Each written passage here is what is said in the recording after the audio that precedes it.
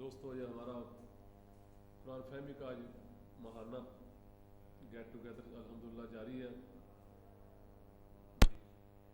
Regularity کے ساتھ، اللہ کا شکر ہے۔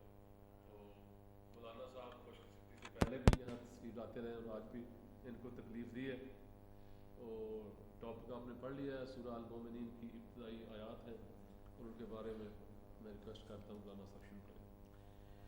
اعوذ باللہ من الشیطان الرجیم، بسم اللہ الرحمن الرحیم۔ قد افلح المؤمنون الذین هم فی صلاتهم خاشعون والذین هم عن اللغو معرضون والذین هم للزکاة فاعلون والذین هم لفروجهم حافظون الا على ازواجهم او ما ملكت ايمانهم فانهم غیر ملومین فمن ابتغى وراء ذلك فأولئك هم العادون والذين هم لأماناتهم وعهدهم راعون والذين هم على صلواتهم يحافظون أولئك هم الوارثون الذين يرثون الفردوس هم فيها خالدون۔ سورہ المومنون کی 11 ابتدائی آیات ہیں جو میں نے تلاوت کی ہیں۔ آواز ٹھیک ہے؟ پڑھتے ہو ٹھیک ہے؟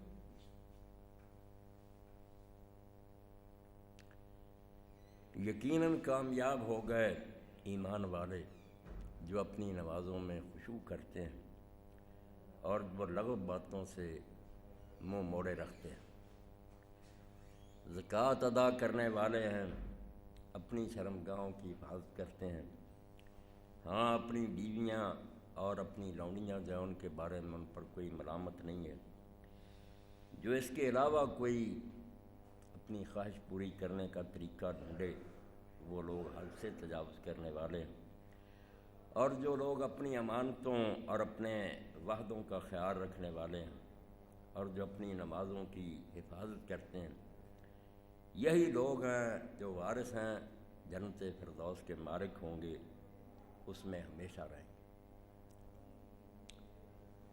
ان آیات کریمہ میں سب سے پہلے تو اللہ تعالیٰ نے کامیابی اور ناکامی کا تصور جو ہے اس کے بارے میں غلط فہمی دور فرمائی ہے، کیونکہ سب لوگوں کا جو ٹارگٹ ہے وہ یہی ہے کہ کامیاب، کوئی شخص ناکامی کا منہ نہیں دیکھنا چاہتا۔ سب سے زیادہ ناپسندیدہ لفظ جو ہے انسان کے لیے وہ ناکامی ہے کہ فیل ہو گیا، اس سے ہر شخص بچنا چاہتا ہے، کامیابی کی تلاش میں ہے کہ میں کامیاب ہو جاؤں، مراد پا جاؤں، میرا مقصد مجھے حاصل ہو جائے۔ تو اللہ رب العالمین نے سلسلہ فلاح یہ بھی نہیں کہا کہ فلاح پائیں گے، اتنے یقین کے ساتھ بات کی کہ قد عربی زبان میں حرف تحقیق ہے کہ یہ شک کے بغیر بات ہے، یقینی بات ہے۔ افلاح ماضی، فلاح پا گئے، یہ نہیں کہ فلاح پائیں گے، فلاح پا گئے، یقیناً وہ کامیاب ہو گئے۔ اور عربی زبان میں حاضرین محترم فلاح سے بڑھ کر کامیابی کے لیے اور کوئی لفظ نہیں۔ بہت سے الفاظ ہیں جو اس مقصد کے لیے استعمال ہوتے ہیں، مگر فلاح پائیدار اور دائمی کامیابی کو کہتے ہیں۔ ایسی کامیابی نہیں جو وقتی ہو، اس دنیا میں اگر کسی کی کوئی مراد پوری ہو بھی جاتی ہے تو وقتی ہے، عارضی ہے، موت آئے گی، سب کچھ دھرا رہ جائے گا۔ پائیدار کامیابی جس کا خاتمہ ہی نہیں ہوگا وہ صرف آخرت کی فلاح اور کامیابی ہے۔ اسی لیے ہم اذان میں بھی اسی کی دعوت دیتے ہیں کہ لوگوں پائیدار کامیابی چاہتے ہو تو آؤ اللہ کی بات کی طرف متوجہ ہو جاؤ۔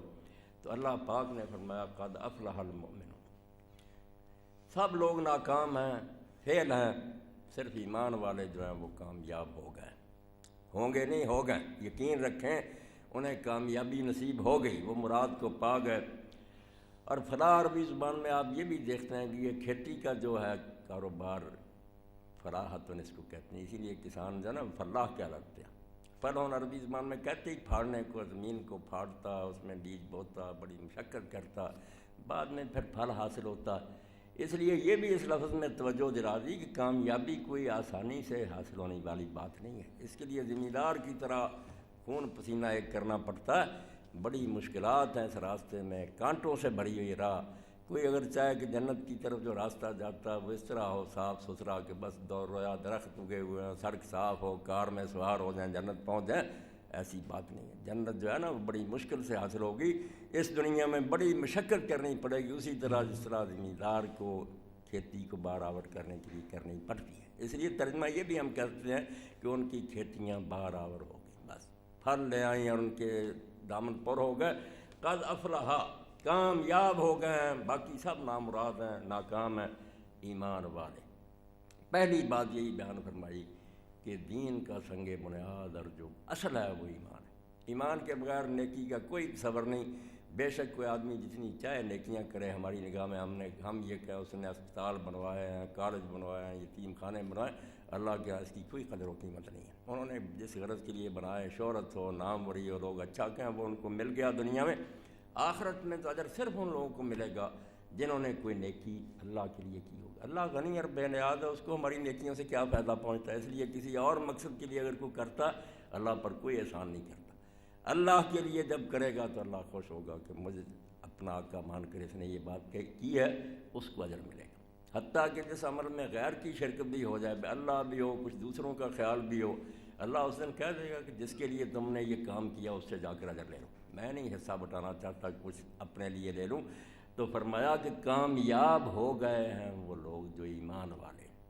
ایمان ہے دن دیکھے یقین کا نام.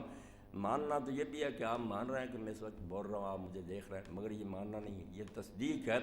ایمان ہے بن دیکھے کسی کے اعتماد پر ماننا. کوئی شخص باہر سے آتا, آپ نے واقعہ نہیں دیکھا, وہ بیان کرتا, آپ اس کے اعتماد پر کہ یہ سچا ہے, دیانتدار آدمی ہے, اس میں کوئی غرض نہیں, اس کی بات کو سچا مانتے ہیں تو وہ ایمان ہے. اس لیے ایمان میں یہ مطالبہ کہ ہم دیکھیں گے تو مانیں گے نہیں, وہ تو مانیں گے سب لوگ. قیامت کے دن کہیں گے کہ ہم نے دیکھ لیا, سن لیا, اب ہمیں دوبارہ دنیا میں بھیج, ہمیں یقین آ گیا. کچھ فائدہ نہیں. ایمان یہی ہے کہ ہم بغیر دیکھیں اللہ کے رسول کو سچا سمجھ کر ان کی باتوں کی تصدیق کریں.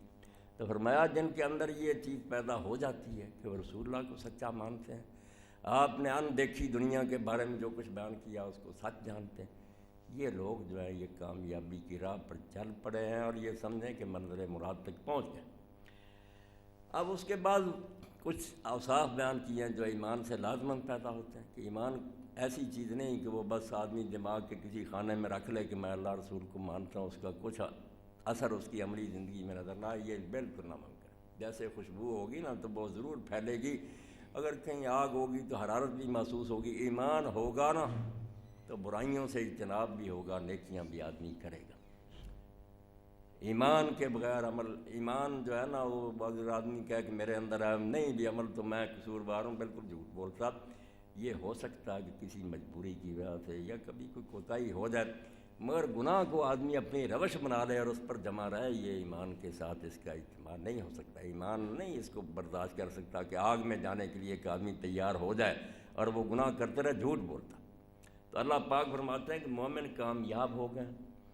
ان کا پہلا وصف جو بیان فرمایا الذین هم فی صلاتہم خاشعون. یہ دیکھیں گے میں نے ترجمہ کر لیا, شروع بھی نماز سے ہوا اور جب اینڈ ہوگا نا کہ وہ کیا کرتے ہیں وہاں بھی نماز پر ختم ہوگی بات. والذین هم علی صلواتہم یحافظون, کہ وہ اپنی نمازوں کا بہت خیال رکھتے ہیں. درمیان میں کچھ نیکیاں آئیں گی, بالکل جیسے دائرہ ہوتا ہے اور اس کے اندر باقی ساری چیزیں بند ہوتی ہیں نا. نماز کو حصار کے طور پر بیان کیا کہ نماز سے دین شروع ہوتا ہے, نماز پر ہی ختم ہوتا ہے, باقی ساری شریعت اس کی پناہ میں. جو نماز کو چھوڑ دیتا ہے نا وہ سارا دین برباد کر دیتا ہے. اسی لیے فرمایا گیا صلاۃ عماد الدین ستون ہے, من ہدم آپ کا ہدم الدین, جو اس کو گرا دیتا نا سارا دین گرا دیتا. حضرت عمر رضی اللہ تعالیٰ نے گشتی چٹھی جاری کی اپنے گورنروں کے نام. موطا امام مالک کی پہلی بات یہ کہی کہ میں صرف تمہارے علاقوں میں دیکھوں گا ان اہم امورک من الصلاۃ, میرے نزدیک تمہارے سب کاموں میں سے بڑا کام یہ ہے کہ نماز کا انتظام ہے. مسجدیں ہیں, خطیب ہیں, امام ہیں, اذانیں ہو رہی ہیں, باقاعدگی سے نماز ہوتی. فرمایا جس نے نماز کی حفاظت کی ہوگی میں سمجھوں گا اس گورنر نے باقی دین کی بھی حفاظت کی ہے. ومن ضیع, جس نے نماز کو ضائع کر دیا فہو لما سواہا اضیع, اس نے باقی کو برباد کر دیا. اسی طرح آپ اگر سورہ المعارج نکالیں گے نا 29 پارے میں, اس میں بھی یہی بات ہے کہ اللہ نے اہل ایمان کی صفات بیان کی ہیں. نماز سے شروع کیا, وہاں آتا ہے کہ الذین هم علی صلاتہم دائمون, کہ وہ ہمیشہ پڑھتے ہیں. پھر کہا نمازوں کی حفاظت کرتے ہیں. درمیان میں باقی سب چیزیں ہیں, واضح پابندی کرتے ہیں, بدکاری سے بچتے ہیں. نماز جو ہے اس کو بالکل اس طرح کہا کہ یہ ایک ایسی فصیل ہے، شہر پناہ ہے کہ پورے دین نے اس کے اندر پناہ لی ہے۔ نماز چھوٹ جائے گی نا پورا دین ہاتھ سے چھوٹ جائے گا۔ نماز کے بارے میں اسی لیے رسالت میں آپ علیہ السلام نے بار بار فرمایا کہ بین العبد والکفر ترک الصلاۃ، بندے کے اور کفر کے درمیان جو سرحد ہے نا وہ نماز کی ہے۔ جب نماز آدمی ترک کر دیتا اس کا دین سے کوئی تعلق نہیں رہتا۔ اب یہ ہماری بدقسمتی ہے کہ صرف دیندار ہونے کے لیے نہیں، صدر مملکت ہونے کے لیے، وزیر اعظم ہونے کے لیے، لیڈر بننے کے لیے بھی نماز کی کوئی اہمیت نہیں، ہم دیکھتے ہی نہیں کہ وہ نماز پڑھتا ہی نہیں۔ حالانکہ دین کی روشنی میں آپ دیکھتے ہیں کہ ایمان کے بعد شروع بھی نماز سے ہوا ہے اور آخر بھی اللہ تعالیٰ نے نماز پر کی ہے کہ نماز نہیں تو دین کوئی نہیں۔ تو فرمایا کہ مومن جو کامیاب ہو گئے ان کی پہلی صفت یہ ہے کہ وہ اپنی نمازوں میں خشوع کرتے ہیں، صرف نمازیں پڑھتے نہیں، ان کی نمازوں میں خشوع ہوتا ہے۔ یہ روح کی بات کر دی کہ جیسے بے جان لاشا کسی کام نہیں، جب جان نکل جاتی ہے آپ کہتے ہیں ڈیڈ باڈی اس کو دفن کرو، بیکار ہے۔ یہ وہ نمازیں جن میں خشوع نہیں ہے وہ بالکل کسی کام کی نہیں، ان کا کوئی اثر نہیں ہوتا۔ جو اللہ نے قرآن میں فرمایا کہ نماز بے حیائی اور برائی سے روکتی ہے، یہ وہ نماز ہے جس میں خشوع ہوتا۔ جو رسم کے طور پر پڑھی جاتی ہیں ان میں خشوع نہیں ہوتا، وہ اثر نہیں دکھا سکتی جو نمازوں کا حقیقی اثر ہے۔ اس لیے اللہ تعالیٰ نے صرف نماز کا ذکر نہیں کیا، شروع میں کہہ دیا کہ بھائی جو مومن ہیں جو کامیاب ہیں وہ نمازیں جب پڑھتے ہیں تو اس میں خشوع کرتے ہیں۔ خشوع کہتے ہیں جھک جانے کو، پست ہو جانے کو۔ قرآن پاک میں آتا کہ قیامت کے دن خاشعۃ الاصوات للرحمن، آوازیں جو ہیں یہ اللہ کے سامنے پست ہو جائیں گی، وہ اونچی آواز سے بول نہیں سکے، سہمے ہوئے ہوں گے، ہیبت طاری خاشعۃ الاصوات، وہاں آوازوں کے خشوع کا ذکر کیا۔ کہیں کا وجوہ یومئذ خاشعہ، چہرے اس دن جھکے ہوئے ہوں گے۔ کہیں فرمایا خشعاً ابصارہم، ان کی آنکھیں جھکی ہوں۔ جھکنا، پست ہونا، یہ خشوع کا اصل مفہوم ہے۔ اس لیے جب وہ کھڑے ہوتے ہیں نا نماز میں، پہلے اپنے ذہن کو اس کے لیے آمادہ کرتے ہیں۔ یہ تیاری جو ہے کہ وقت دیکھتے ہیں کہ کائنات جو ہے اللہ کے سامنے جھک گئی۔ ہم یہ زور کی نماز پڑھتے ہیں، لطلوع کی شمس، قرآن نے اس کا نام ہی یہ رکھا کہ تم دیکھتے ہو کہ سورج جھک گیا، سر پر کھڑا تھا، اب وہ رکوع میں چلا گیا، اس نے سر جھکا دیا، آدھے سے آگے چلا گیا، اور اس کے ساتھ ہی ساری کائنات کے سائے بڑھنے لگے۔ یہ قرآن میں یہ سارا طرز بیانات تھا کہ ساری مخلوق اس وقت سجدے میں پڑ جاتی ہے۔ وہ بھی جھک گیا، یہ سائے بھی جھک گئے، جھک جاؤ ان کے ساتھ۔ جو بھی وقت ہے نا، موقع نہیں، ورنہ ایک ایک وقت جو ہے نا پانچوں نمازوں کا وہ اشارے دیتا، وہ آسمان پر سگنل ہوتے ہیں کہ خیال کرو، سارا جہان اس وقت اللہ کی تسبیح میں، تم کیوں نہیں کرتے؟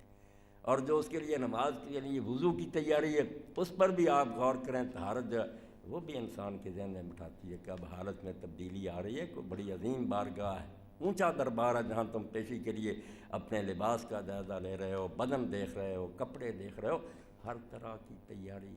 تو پھر جب اللہ اکبر کہہ کر داخل ہوتا، اس کے بعد اگر وہ کسی دوسری چیز کی طرف دھیان کرتا تو اس نے جھوٹ بولا کہ اللہ سب سے بڑا۔ جب اللہ سب سے بڑا اس سے بات ہو رہی ہے تو ہم کسی دوسری چیز کی طرف دھیان کیوں کرتے؟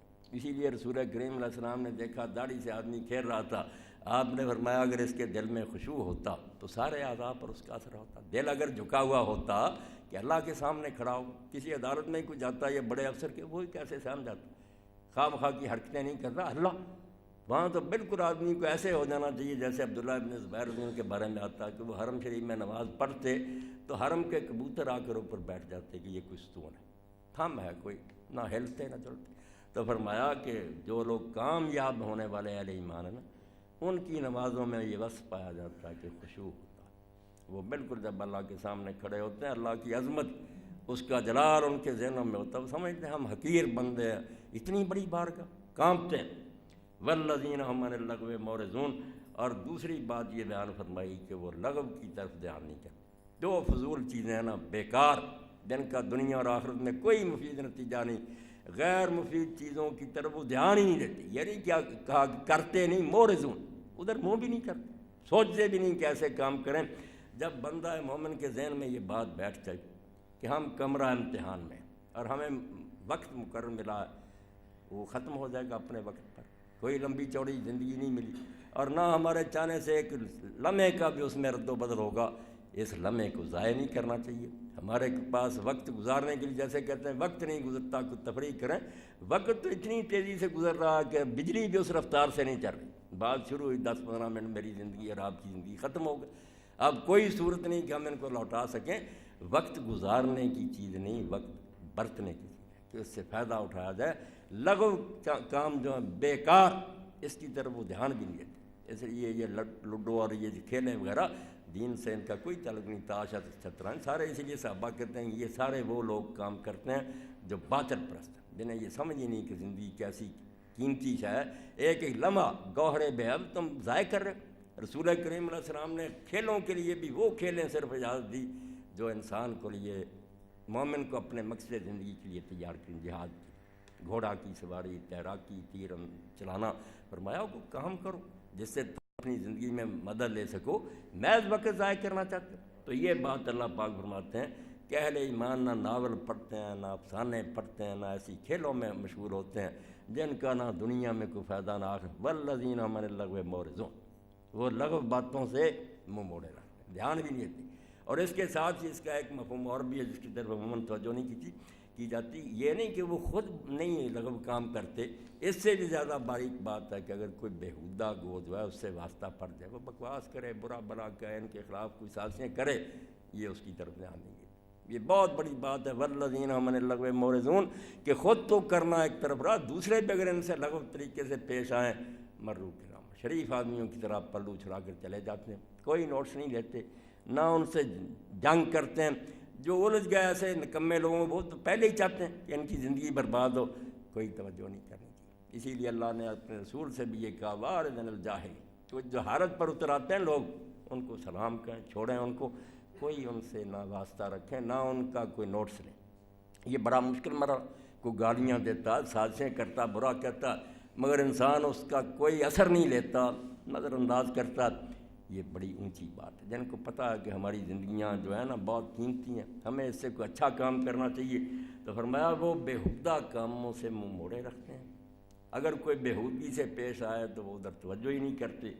والذین ہم للزکوٰۃ فاعلون، اور خلق خدا کے وہ خیر خواہ ہوتے ہیں، ان کے اندر شفقت ہوتی ہے خلق خدا کے لیے، جو وہ حلال کماتے ہیں اس میں سے بھی بہت بڑا حصہ وہ خلق خدا کی ہمدردی کے لیے، ان کی بھلائی کے لیے خرچ کرتے ہیں۔